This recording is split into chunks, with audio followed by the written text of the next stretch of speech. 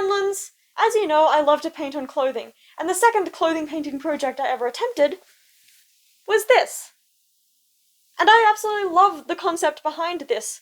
I sewed the skirt itself, and then I painted mushrooms all around the hem. There's also a sneaky frog somewhere on it, but I don't know exactly where. And the concept of this is great. However, the execution is slightly less great. The painting itself is honestly fine, but I did not choose very good fabric for the skirt. I don't wear this shade of green anymore, like at all, so I never wear this. It's too bright for my current wardrobe. It's also mildly see-through, so I have to wear leggings underneath if I wear it. And it's just not a very well-constructed skirt. There are sewing errors, and the elastic is going. And so I basically, despite the fact that I think this is a very cool project, I never wear this. And that is a shame, because, while I don't wear skirts super often, I am working toward being comfortable wearing them again, and this is such a cool idea for a skirt. So, I'm remaking it. I've already sewn the new base skirt. I'll be showing the footage of that in just a second, and I will be painting the exact same hem pattern of various mushrooms all around the bottom. This time the mushrooms will all have specific species, rather than just a few mushrooms with a specific species and most just looking like generic mushrooms. And I am going to finally be able to wear this design again and enjoy wearing it. So come along with me while I remake my second ever painted clothing project, but better this time.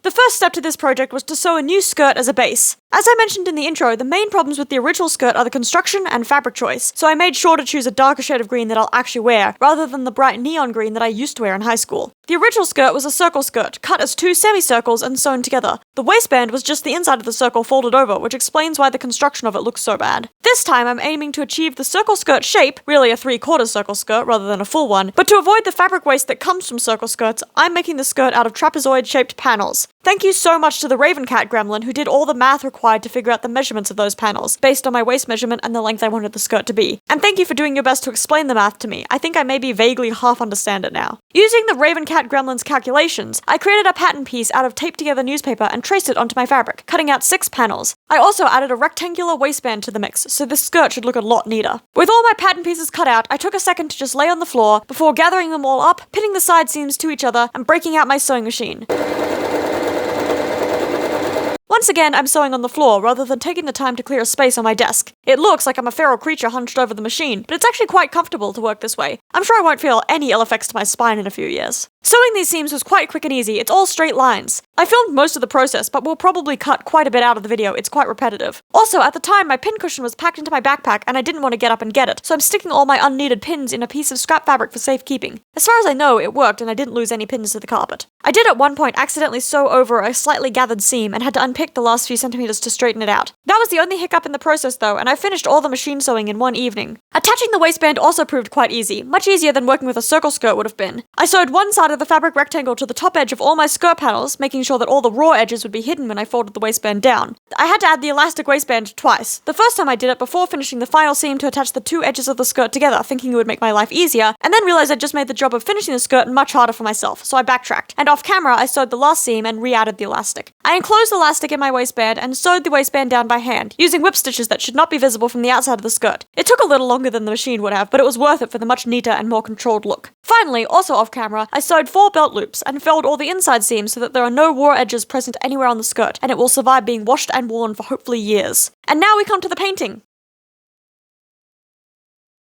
Painting the hem took 3 evenings. It's a long hem, about 3 meters, and I could only work on a section at a time due to the size of my drop cloth. Before I started painting, I gathered a slideshow's worth of photo references of 7 different species of mushrooms and 2 different species of frog, although I only ended up using 1. The color palette of the mushrooms is fairly limited, and I mixed myself a lot of paint in containers with lids so that I could keep them wet for several days as I worked. I'm using a slight off-white for the stems of a lot of the mushroom species, 2 different shades of yellow for the stems and caps respectively of the chanterelles and honey fungus, a dark red for the fly agarics or toadstools, and a few different shades of of brown. Day 1 was made longer than it needed to be by the quality of my white paint. I have 2 different tubes of white paint, one that is quite opaque and professional quality, and one that was $2 at a dollar store. One of those paints was forgotten in storage at my art course campus, which left me with the lower quality, very translucent white paint. And trying my best to make it work, I just kept layering it, ending up with 4 or 5 layers of white paint by the end of the evening. By day 2, I had remembered to grab my good white paint and bring it home with me, and the change of quality of my work was significant. I'm working section by section on 1 or 2 skirt panels at a time, painting the species of the mushrooms in a random order and doing my best to space them out somewhat evenly. And now is a great opportunity to tell you about all the mushroom species I chose. First and most iconic, we have the fly agaric mushroom, the Amanita muscaria, the classic fairy tale toadstool, and probably one of the most recognizable mushrooms out there. This mushroom is large, with a thin white stem and white gills, and an iconic red cap dotted with white spots or warts. It is native to the temperate forests in the northern hemisphere, but is now found globally, forming symbiotic relationships with various species of trees. The fly agaric mushroom is mildly poisonous, although fatal poisonings are rare, and they usually occur when people try to take the mushroom as a hallucinogen. The toxins can be removed by cooking, but please don't try this unless you really know what you are doing. The name fly agaric comes from the fact that the mushroom was used as an insecticide in the Germanic and Slavic-speaking parts of Europe in the Middle Ages. The mushroom was added to milk, which flies and other insects supposedly drink, killing them. The white spots on a fly agaric mushroom are remnants of a white membrane that entirely coats the fruiting body when it first grows. The spots appear much more closely clustered on young fly agarics, and as the mushrooms grow larger, the spots spread out, showing more of the red color underneath. As the mushrooms mature, the caps not only expand, but flatten, and fully grown they can be up to 20 centimeters in diameter. The next mushroom on my slideshow is one of my favorite species of mushroom, the other being fly agaric. This is the shaggy ink cap mushroom, which I've talked about before when I made the shaggy ink cap t-shirt and the shaggy ink cap mushroom hat. I've linked both videos in the cards if you are interested. For much of its fruiting body's lifespan, the shaggy ink cap looks unremarkable, a white mushroom with a shaggy texture and white gills. However, as it matures, the gills turn pink, then dissolve into a black liquid that releases its spores. This inky black liquid seems to drip from the bottom of the mushroom's cap, hence the name. As well as happening when mature, the mushroom will also dissolve into the same substance when picked, so while technically the ink cap is somewhat safe to eat, it spoils quickly. It is also unsafe to consume with alcohol. I first discovered the shaggy ink cap mushroom through a Tumblr post turning mushrooms into characters, and the ink cap was turned into a cute goth girl. Since then, I've always associated these mushrooms with goth and alternative style, and I hope one day I can see some growing in real life.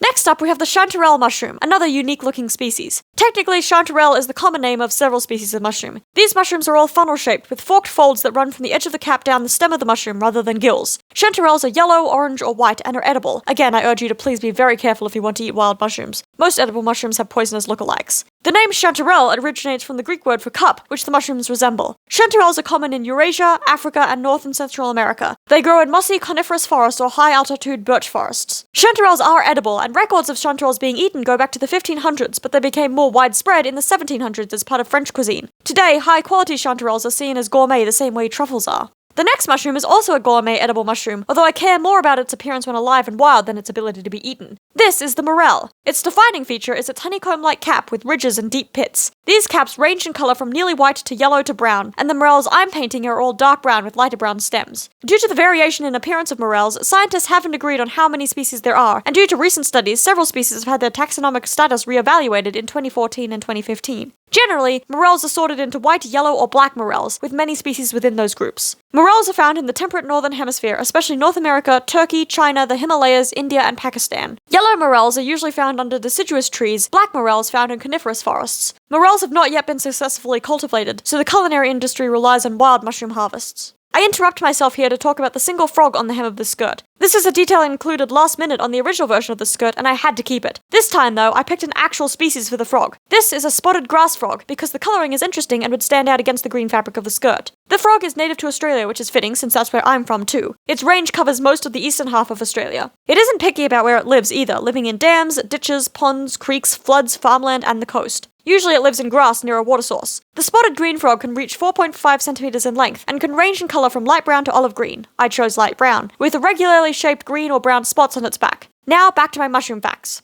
The first 4 mushroom species I chose for the skirt were all species I had at least some knowledge of before starting, either from general interest or because I'd turned those mushrooms into fairy characters on this channel before. The next few species, however, are completely new to me. I knew the visual vibes of mushrooms I wanted to include on the skirt, so I spent a while googling mushroom species and searching through the various images until I found species that looked like they'd fit my vision. The first of those species is the meadow mushroom, a fairly generic-looking white mushroom with brown gills. The meadow mushroom, also called the field mushroom, is related to the common button mushroom, which is found in most grocery stores. The meadow mushroom is also edible, but has many poisonous lookalikes, including the destroying angel, so please don't go foraging for them. Meadow mushrooms have white caps and stems, and their gills change color as they mature, from pink to reddish-brown to dark brown. Meadow mushrooms have been found globally, and they fruit in fields and grassy areas after rain. Sometimes they sprout in groups or solitarily, but they also sprout in fairy rings, which have a lot of mythology tied to them. It feels fitting then that this mushroom should be part of what is basically a multi-species fairy ring around the skirt hem. Next, we have the honey fungus, which, while the individual fruiting bodies are small, the mushroom systems are the largest living fungi in the world. The largest known example covers 8.8 square kilometers and is estimated to be thousands of years old. This mushroom lives on trees and shrubs and can be destructive to forests, causing damage to the roots called white rot. The fungus itself is unaffected by the death of the trees around it, as it feeds on dead plant matter. It spreads from tree to tree, invading root systems. The visible part of the honey fungus grows on wood in small, dense clumps. The caps of the mushrooms are usually yellow-brown and moist, and their stems pale. I did accidentally get that mixed up when I was painting these, so the caps are paler than the stems by accident. The final mushroom present on the skirt is the penny bun mushroom. This mushroom has a large brown cap which can reach 30 or 40 centimeters in diameter, and their stem is also very large and thick and white. The stem also bulges slightly in the middle and often has ridges. I definitely didn't draw this mushroom to scale on the skirt. Penny buns grow in forests, forming symbiotic relationships with the trees. They are mostly found in the northern hemisphere, but have also been introduced to southern Africa, Australia, New Zealand, and Brazil. This mushroom is edible and high in protein, but is difficult to cultivate and usually sold dried. It is also one of the safer mushrooms to forage, as it has few lookalikes, but please still be extremely careful. I do not advocate for wild mushroom eating.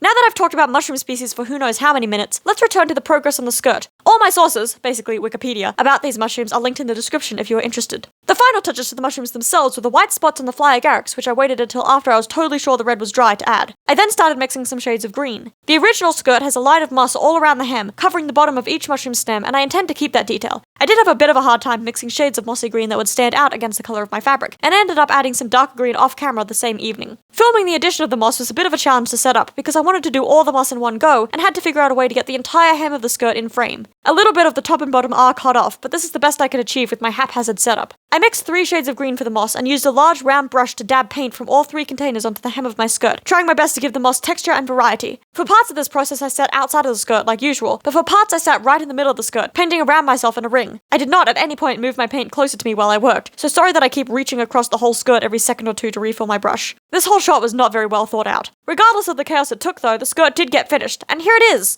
Cue the reveal music!